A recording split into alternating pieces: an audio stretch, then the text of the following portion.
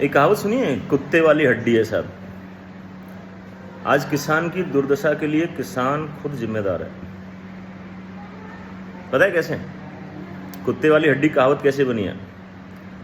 एक कुत्ता हड्डी को चूसता रहता है, हड्डी में कुछ नहीं बचा, वो जब चूसता है तो उसी का खून निकल के आता है और उसी को चूस चूस के वो राजी होता है, कर यार हड्डी में से कुछ रस आ रहा है।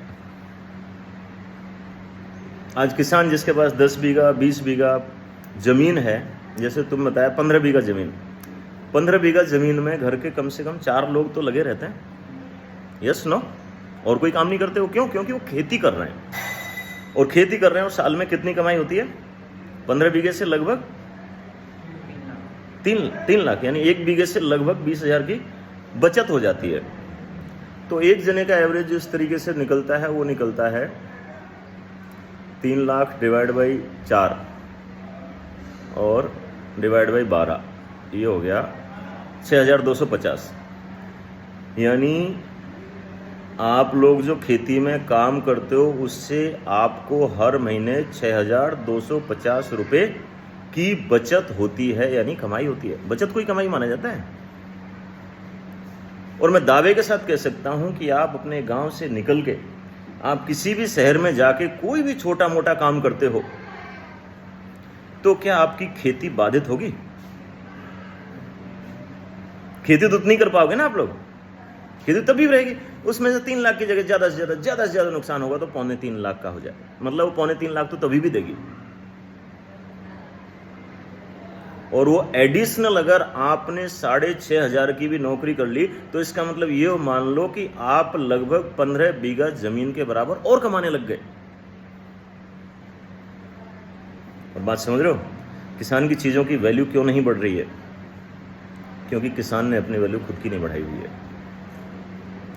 अगर तुमको खेती से जितना मिल रहा है उतना ही तुमको अगर बाहर से कमाने को मिलने लग जाए, तब तुम अपनी फसल की कीमत खुद डिसाइड करने वाले बन सकते हो। आज से 50 साल पहले तक वो कहावत सही थी, उत्तम खेती मध्यम वाण, यानी कृषक को सबसे ऊपर माना गया था। आज कृषक या किसान सबसे नीचे है, सबसे बर्बाद कौम मानी जाती है। किसान के बच्चों की शादी तक नहीं हो रही है।